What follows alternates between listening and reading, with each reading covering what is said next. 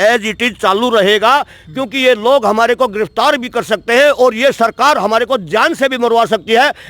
लेकिन हमें किसी बात की परवाह नहीं है, क्योंकि बगैर कुर्बानी के आज तक किसी को कुछ मिला ही नहीं। हम हर कुर्बानी के लिए तैयार हैं। गया 20 तारीख को हरियाणा प्रदेश में चक्का जाम होगा, और हरियाणा प्रदेश में ही नहीं, ये ऐसे चलता चलता पूरे देश में चक्का जाम हो सकता है।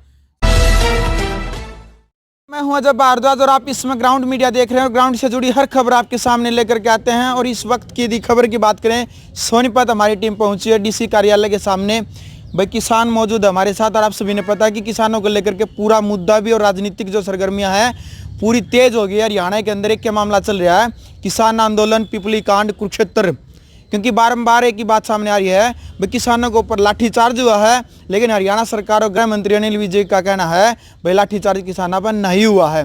भाई असली मुद्दा के है, असली बात के है, आगे की प्लानिंग के है, यह जो किसानों के हकों के लिए लड़ाई लड़ी जा रही है। हरियाणा के उपाध्यक्ष हैं भाई साहब हमारे साथ, सत्यवान नेहरा इसमें मौजूद है, पूछा नरवाल, सत्यवान नरवाल मौजूद है, पूछांगे पूरा मामला क्या है। सबसे पहले तो नरवाल साहब राम राम। राम राम भाई साहब। अच्छा जी, नुके हैं विज साहब का बयान आपने सुन भी लिया होगा, भाई किसानों के ऊपर कोई लाठीचार्ज नहीं हुआ है, इसके बारे में सबसे पहले क्या कहना चाहेंगे आप? देखिए, सबसे पहले हम विज की इस बयान की बड़ी निंदा करते हैं जी। और विज ने अपनी ढाडी कटवा लेनी चाहिए और अब पलखों के अपने बाल कटवा लेने चाहिए, क्योंकि उसको दिखाई नहीं दे रहा लाले जी। क्योंकि इस देश के अन्नदाता के ऊपर लाठियां बरस रही हैं, हमारे बुजुर्गों की हड्डियां तोड़ी जा रही हैं, सर फोड़े जा रहे हैं, और विज कहता है कि जांच किसी करवाएं, कोई लाठीचार्ज हुआ ही नहीं, कोई आदेश दिया ही नहीं। मतलब ऐसे गृह मंत्री को कुर्सी पर रहने का कोई संवैधानिक अधिकार नहीं है, उसको तुरंत इस्तीफा दे देना चाहिए और अपने वनवास में चला जाना चाहिए, उस इस कुर्सी के काबिल नहीं है। बिल्कुल। तो बीजेपी की बात करते हैं। हरियाणा सरकार जो जहां हरियाणा के अंदर मुख्यमंत्री जी का भी काफ़ी जो बातचीत निकल करके सामने आ रही है, उनका कहना है ये कांग्रेस की चाल है, कांग्रेस कहीं ना कहीं ये षड्यंत्र के तहत आगे लेकर के आ रही है किसानों को। देखिए, हम किसी पार्टी के पक्ष में नहीं है, विरोध में भी नहीं है, हमें भी पता है सारी राजनीतिक पार्टियों ने किसान को लूटा है। लेकिन ये कहना खट्टर का बिल्कुल गलत है कि कांग्रेसी फलां धकड़ है मकड़ हैं, वो अपने मुद्दे से भाग रहा है।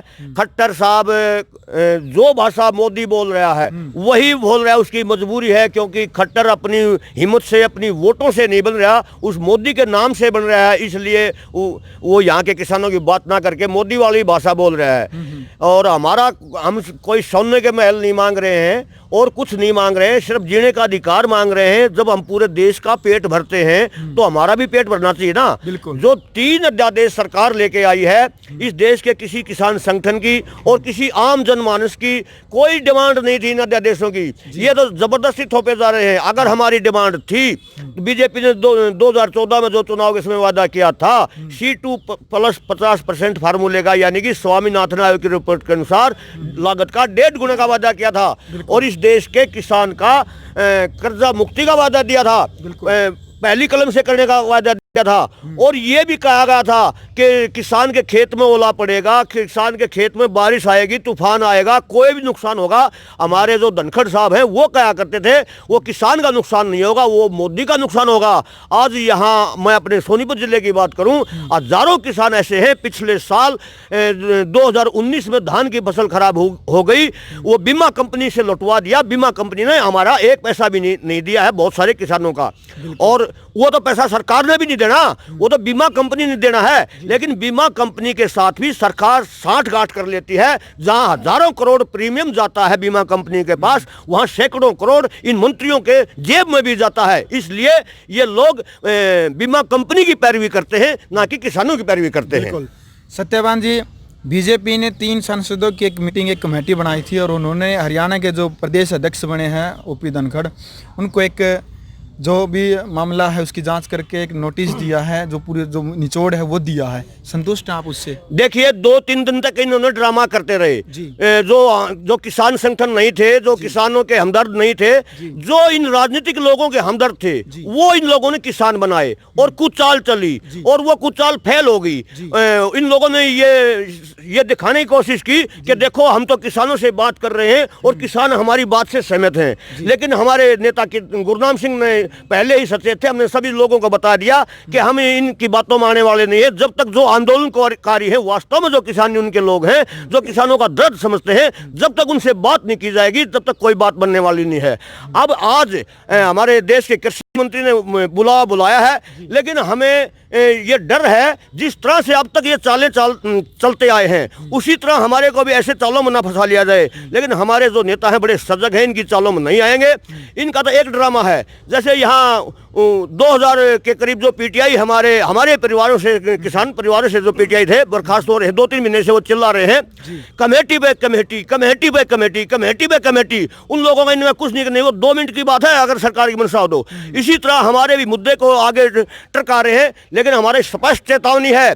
आज से हर जिले में हमारे धरने शुरू हो गए हैं और ये 19 तारीख तक हमारे धरने चलेंगे। अगर हमारी बात को नहीं माना गया, हमारी बात को नहीं सुना गया, 20 तारीख को हरियाणा प्रदेश में चक्का जाम होगा।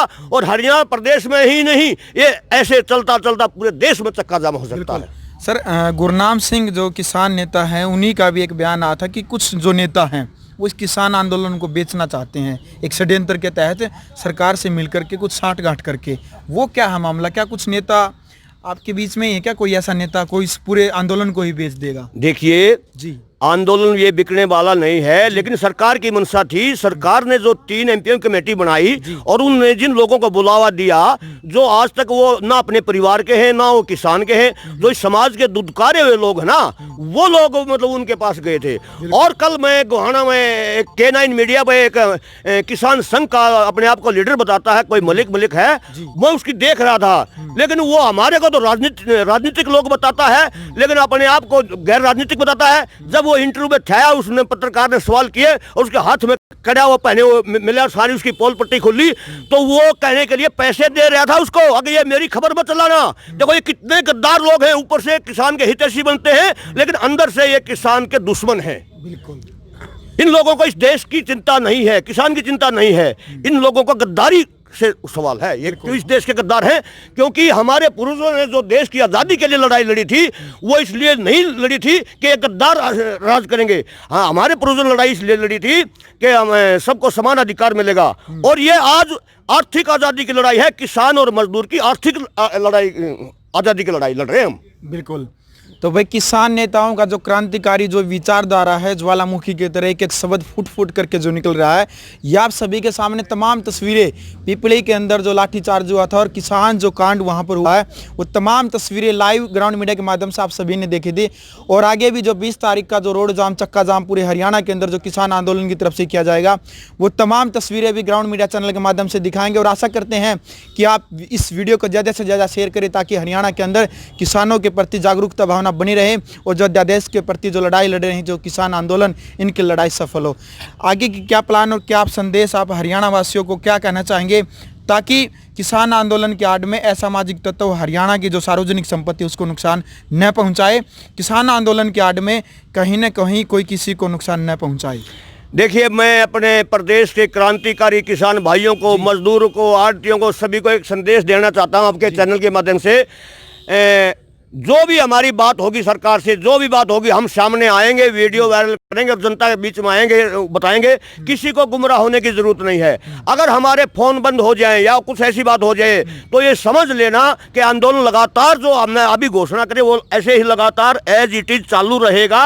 क्योंकि ये लोग हमारे को गिरफ्तार भी कर सकते हैं और ये सरकार हमारे को जान से भी मरवा सकती है। लेकिन हमें किसी बात की परवाह नहीं है, क्योंकि बगैर कुर्बानी के आज तक किसी को कुछ मिला ही नहीं। हम हर कुर्बानी के लिए तैयार हैं। बिल्कुल भाई, इसको कहते हैं असली क्रांतिकारी विचारधारा, हकों के लिए लड़ना। क्योंकि जो अपना देश है वो कृषि प्रधान देश है, और जय जवान जय किसान का नारा भी इसलिए लगा जाता है क्योंकि ज़्यादातर जितने भी नेता बन रहे हो, कितने बड़े अधिकारी हो, वो एक किसान परिवार से जरूर निकल रहे हैं और उन किसान का दर्द का बेरा है। तो भाई वीडियो ने ज़्यादा से ज़्यादा शेयर करें। और खुद किसाना की बात भी आपने सुन लिया है, मरण मिटने तैयार है, लेकिन किसाना का जो हक है उसने दिला कर रहेंगे।